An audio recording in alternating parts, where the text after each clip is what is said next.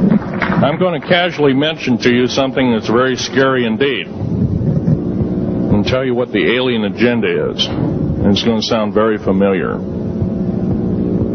The alien agenda is the complete takeover of this planet, the killing off of 5, 6 to 7/8 of the world's population by the year 2029. U.S. military has known about this for 45 years. They've told no one. As far as I know, I'm the only person standing before a crowd talking about the alien agenda, secretively. Okay. Back in 1954, I'll give you a quick overview. There was the created 1954 treaty where Eisenhower signed a pact with the known alien species of the time. There were 3 at the time. And said that we're going to deal in high technology, but you can take a few head of cattle and a few human beings and you can experiment on them. It's unthinkable. It's stuff straight out of the Nazi death camps, and I'm kidding you not, it's plain BS. And it's got to stop. Now, the created 1954 treaty had been violated. After the great firefight, the alien-human war, I am the only living survivor talking about it worldwide at all. The only one. The other 2 are in nursing homes in Canada, and the Canadian government refuses to allow any U.S. people, including myself, to talk to them because they are afraid of kidnapping. Probably the reason I got shot to pieces and 11 attempts on my life is I am a direct threat to the entire system. The New World Order, the alien agenda, is one and the same. It's world takeover and the decimation of the population of this planet.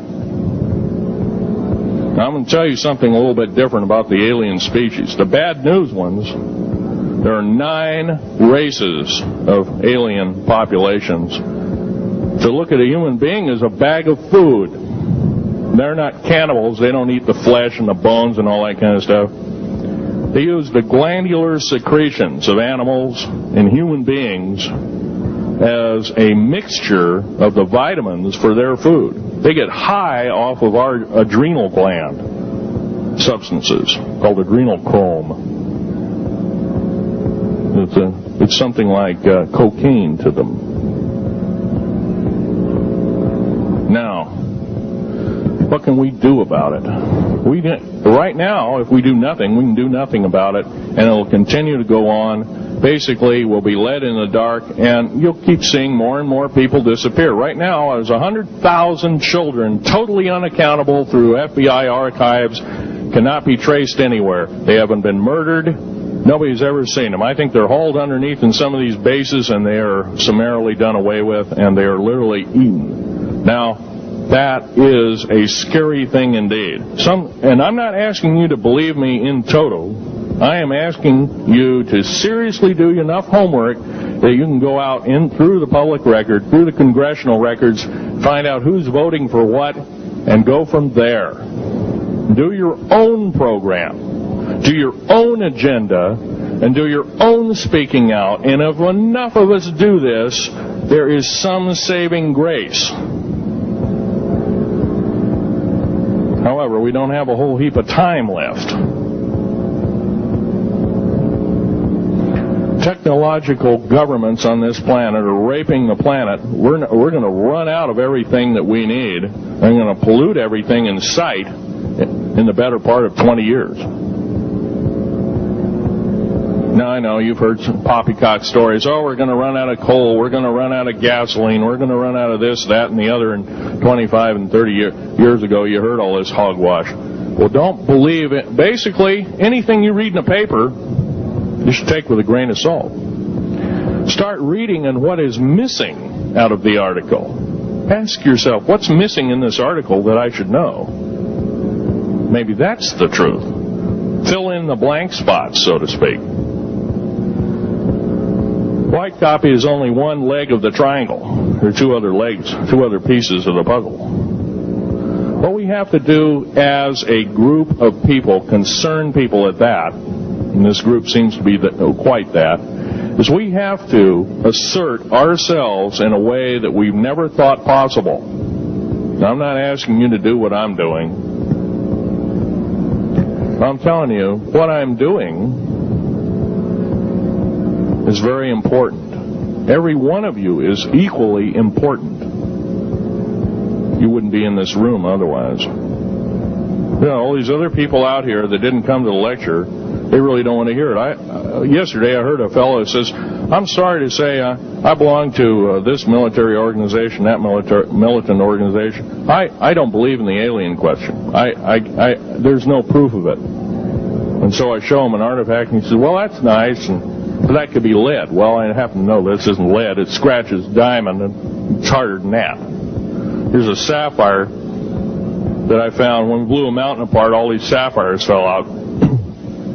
And sapphire has a hardness of 9 right next to the hardness of a diamond. This thing scratches the heck out of it.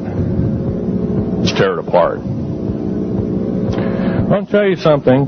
This technology is fine and dandy. At the risk of the human race, at the risk of one human life, it is totally worthless. We have to...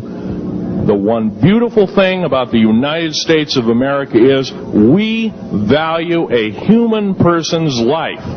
The minute we lose it, we are dead meat.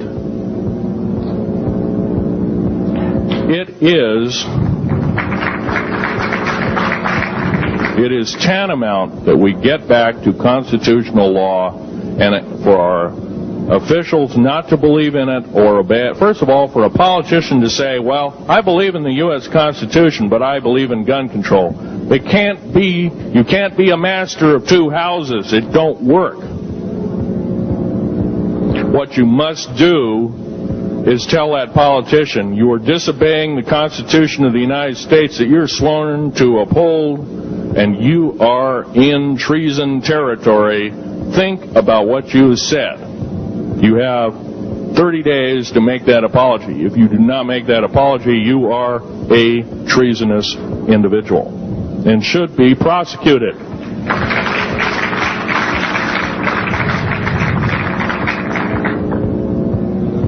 Now, there's a few other things I want to run by you, and they're kind of in rapid-fire order.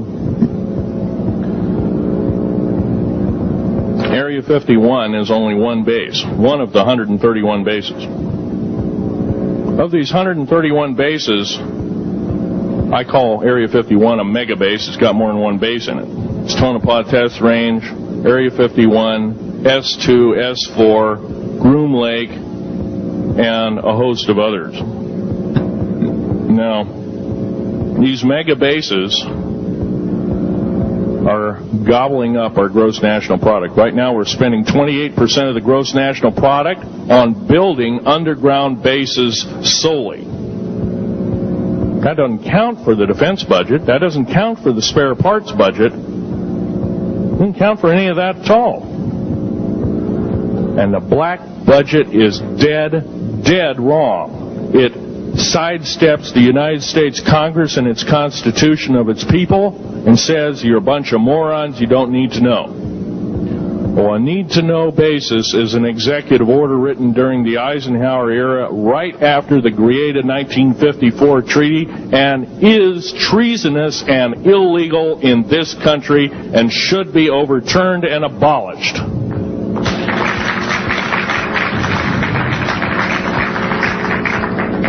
Now, I believe in military preparedness. I believe in military secrecy to some extent. Because there's always going to be spies out there, and there are always going to be people that want your hunk of territory, your house, or your ground, maybe even a country like that. Most of us remember what this crazy person in Russia, Zhirinovsky, had to say. We want Alaska back.